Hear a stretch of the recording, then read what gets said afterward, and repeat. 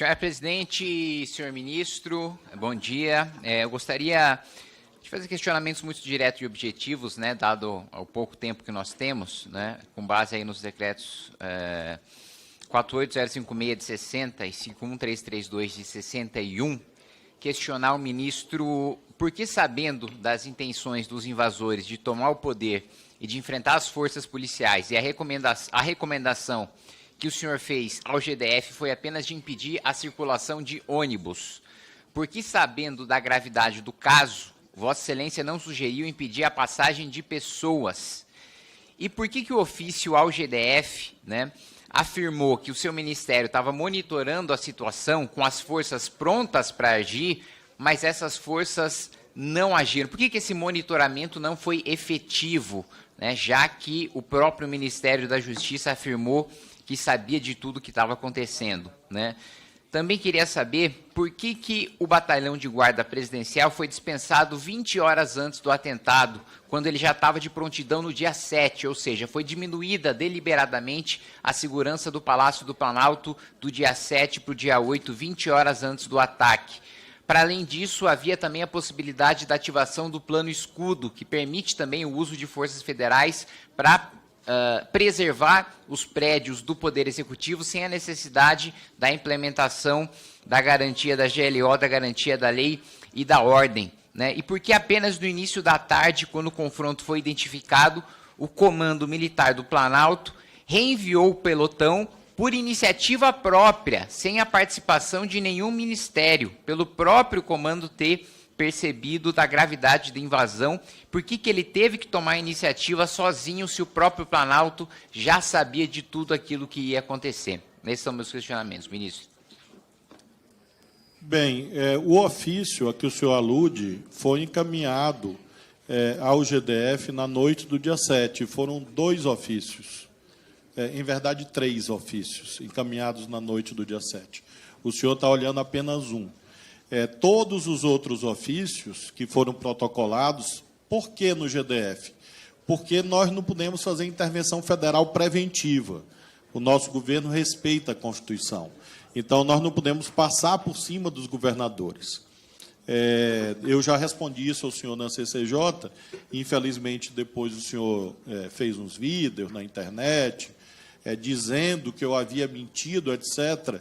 Eu, olhando no seu olho, eu afirmo ao senhor que eu não sou do tipo que mente, nem para o senhor, nem para ninguém. Por isso que eu tenho altivez e coragem, porque meu escudo é a verdade, sempre. Então, a verdade que eu falei ao senhor na CCJ, eu estou repetindo aqui, ao senhor, olhando no seu olho. E espero que dessa vez o senhor não faça vídeo distorcendo as minhas afirmações. Em relação, portanto, àquele dia, todas as providências que me cabiam foram tomadas.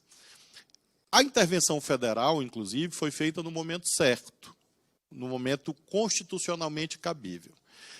E, portanto, as providências do Ministério da Justiça, porque há uma confusão, deputado. As pessoas ouvem assim, Ministério da Justiça e Segurança Pública. Parece, e eu acredito que o senhor saiba que não é assim, que eu mando em todas as polícias do Brasil. Não é assim. O senhor sabe, creio que o senhor sabe disso. Existe um ordenamento jurídico, existe uma Constituição, existem leis, e, por isso, o procedimento correto é encaminhar o GDF.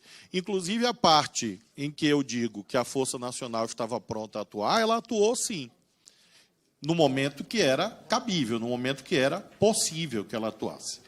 Em relação às perguntas sobre Exército, Forças Armadas, eu lamento ao senhor que eu não posso informar, porque está fora das minhas atribuições. Eu creio que o senhor sabe que as Forças Armadas não são vinculadas ao Ministério da Justiça, e creio que o senhor sabe que o GSI também não é vinculado ao Ministério da Justiça.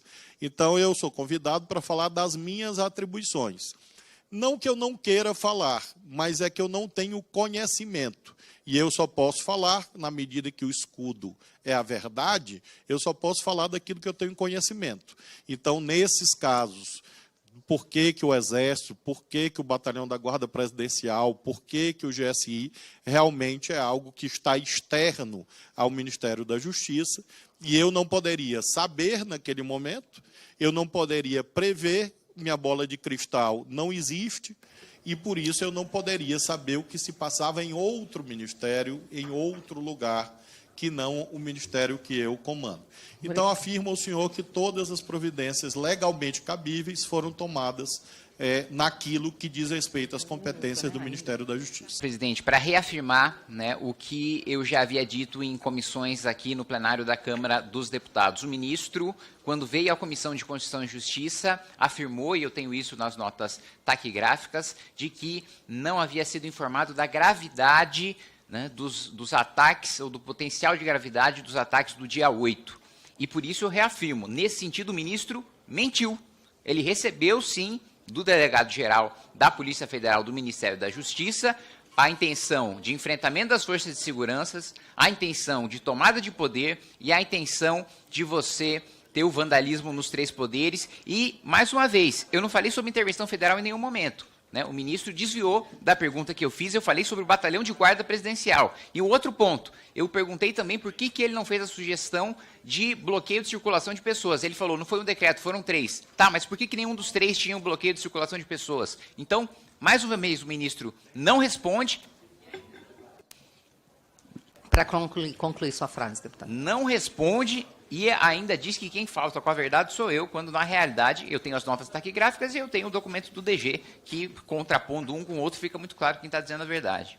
Obrigado, deputado. Ministro. Esse documento que o senhor publicou nas redes sociais como uma revelação sensacional, e eu nem entendi, porque já havia sido publicado na imprensa, e eu não entendi onde estava a revelação sensacional. É o documento que eu sempre afirmei que eu recebi, o único. Eu sempre disse. Por que eu sempre disse? Porque eu recebi e encaminhei à autoridade competente. No caso, o governador do Distrito Federal. Então, nada tem de sensacional desse documento. O senhor não é o autor de uma invenção ou de uma descoberta espetacular. Lamento informar isso a Vossa Excelência. E, neste caso, o que aconteceu? O documento do diretor-geral foi encaminhado ao governador. Outro ofício meu foi encaminhado e um terceiro ofício. E mais mensagem de WhatsApp. Tudo na mesma noite. E aí, quando houver um momento próprio, aí eu apresento tudo ao senhor, e, aliás, está fartamente documentado. Então, não há mentira, não há omissão, há só o sono dos justos e a verdade de quem caminha com ela ao lado. Em 33 anos de vida pública, graças a Deus, com a ficha limpa. E assim vai continuar.